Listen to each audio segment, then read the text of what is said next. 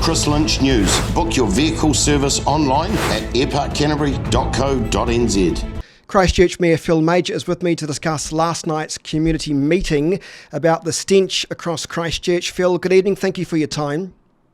Yeah, hello, Chris. Fair to say, the meeting didn't seem to go all that well. It was pretty tense, and from what I'm hearing from people who attended that meeting, Phil, is it's great to get an update about what the council is trying to achieve, but 3 years to wait for this treatment infrastructure to be built, it's too long for them, Phil. What we've got, and we heard loud and clear yesterday, and it's all very well, I can go, and our guys and did an extremely good job, I can go there and talk up and down the wall about the technology and all that sort of thing, what's happening. But what we've heard loud and clear, it hasn't escaped us, but it is about the people. That it is the well-being of the people, and it's all very well for someone to be in the centre of town and say, oh, it's smelling a bit. These guys have had it right up to here for the last God knows how long. So it's been very clear. We had a council meeting this morning, and Jackie Simons from the Coastal Board, she came in and did an excellent presentation and said we've got to look after the people in the immediate area of the oxidation ponds. So what are you going to do to look after them? So what we're going to do is we've got a team. One thing that was happening, that ECAN have been on their feet, going around the footpaths and talking to people and things like that. We will be setting up something along those lines, and then we'll be working with different providers, say health providers or whatever, to work on how we can help them. What can you do to help them? I mean, what they want is the infrastructure to be built, and they can't wait another 3 years, because the trouble is this stink could happen again. Oh, there's no doubt it could happen again. It's sort of, as I said last night, it's happened because we had a big influx of product through just before Christmas, and then we had all that dark sort of gloomy days, and the sun didn't make it all sort of interlinked with each other, because the system is working on a knife edge. It's running at 105%. The guys down there need an absolute medal for keeping it going for the little bit they had, but that certainly doesn't help those people. We have set the contract, and the people are working 6 days a week to get it done. But it's 2 years, more or less, it's 2 years before it's finished, end of next year before it's finished. But then we've got to hook the new system up to the old system, as well as do up. There's no use having the Rolls-Royce activated sludge system if downstream from that it's not up to speed. So there's other stuff that's got to be done. So sadly, it could happen again, and I absolutely, certainly hope it doesn't. So, I'm very sorry for what's happened. So what can the council do to limit the stench at the moment? What are the practical options that you're confident from your staff that can be achieved? So the stench is lack of oxygen. That's what it is. And if people drive past that number 1 pond, they'll see all the aerators going in there. Number 2 pond has started to cop it a bit because number 1 pond was so bad, it started to go into number 2. So there's a jet boat floating around number 2. There's more aerators being talked about going into number 2. One of the biggest issues is, and it's not their fault down there, is there's no electricity over there for aerators. So it's going to cost an arm and a leg. I'm suggesting let's buy half a dozen jet boats and just have them going around for the rest of the next 2 years for all. If that's what it takes to keep it down, to keep the oxygen in it, that's what we should do. We've got to do everything we possibly can. Is this jet boat thing, is it working? Yes, it does. Well, believe it or not, that when it's windy, if it's a southerly and stuff like that, and there's waves on the pond, it lets oxygen in. So it's the stirring up of the water that gets the oxygen in, and that's the thing that helps us. How much more money is the council spending to try and fix this problem? Well, within reason, we've got to spend anything we can. There won't be a hell of a lot, when I say it's a lot of money to get the power and stuff over there. I think we spent about $4 million on the aerators, just the aerators in Pond 1. Been one hell of a lot of money. I think Gavin said last night we spent about $20 million already on different stuff in the plant. Of course, that will be demolishing the old trickle filters, so you've got to imagine where that 20 million's actually gone.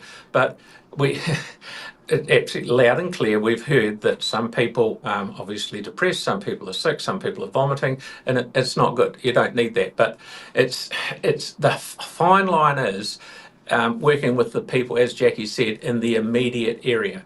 It's how far do you spread it out? What kind of options are you looking for to try and help these people who are suffering health-wise? Will they get compensation? Is the council looking at relocating them and picking up the tab? What kind of options are on the table, Phil? We started on that. We started on that today, and we will see where we go. The compensation hasn't been mentioned. What Jackie said. See, last time when the smell was out, we were running around with $200 Prezi cards. Well, she said that's a Prezi card's no good to someone who's got a headache. They want to go somewhere and see if they can get their headache fixed or things like that. The main thing is to get the smell under control, and it's been extremely bad in the last month.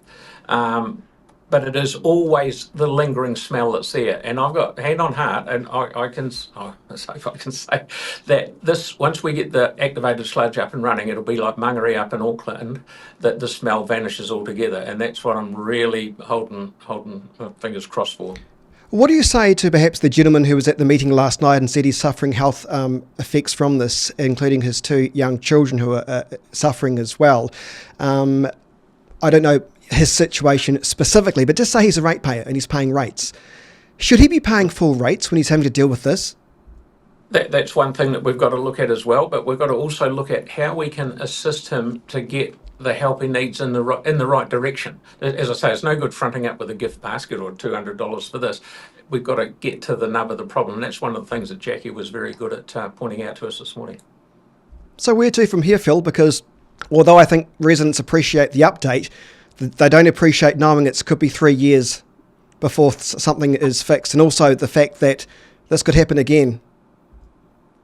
Yes, that's right. But what we've got to do is we heard last night that they were, I'm sure I'll say it's called hydrogen peroxide that they're going to put into the water. We should have had that on site, putting it in a week ago, not putting it in today, in my view. And I don't really care. I don't really care what it costs. If we put hydrogen peroxide and dose it for the next year, if that helps, we do it. So that's what we've got to do. Is there the option to bypass the ponds and put whatever waste is straight into the ocean? I mean, that's what some people have been emailing me saying that's a possibility. Is that in fact a possibility or not?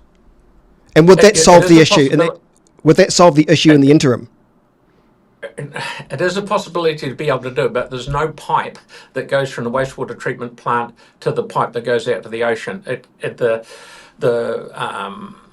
The oxidation ponds are the channel that takes it from the wastewater treatment plant to the pump that pumps it out to sea, and that normally takes sometimes around about 2 weeks for a gallon of water, a litre of water to go in at one end by the time it's ready to pump out the other. So it can be done. We'd have to put in a pipe which from the wastewater treatment plant directly to the outfall of where it goes out to sea. Would that be a costly exercise, or would it be something that could be on the cards? It's an extremely costly exercise. It would be better. I'd much rather see us put more money into combating the odour at the moment. Now, the good news is that this morning we actually got the readings have.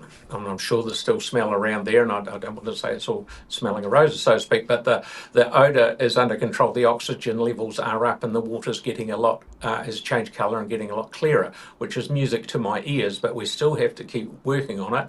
And as I say, if that jet boat goes around for the next 2 years, I don't care. If it helps, we use it. And just finally, Phil, what is your message to residents who came away from that meeting feeling pretty down, pretty low, that nothing really was going to change? How are you going to give them hope? Well, we'll give them hope in the fact that we're putting this incident response team, and we will, I'd like to think, I don't know if it will happen, but I'd like to think that we go around door to door in that area that Jackie was suggesting, and see how the well-being of people as we go to them and see what they want. What if they say they want cash? That's a good question. We have to cross that bridge when we come to it. A lot of people's wants and needs are different. There could well be some people down there who say, oh, it's just one of those things I'll get by, but they might be lucky enough to be able to go to work all day and get away from it. So the main thing is to attack the odour as best we can and get it under control, because there is no doubt in my mind that it was bloody awful over the last month. It's probably awful all the time, but there's a difference between that and an absolute shambles, and that's what we've had. All right, we'll leave it there. Christchurch Mayor Phil Major, thanks so much for your time tonight. Really appreciate it. Thank you, buddy.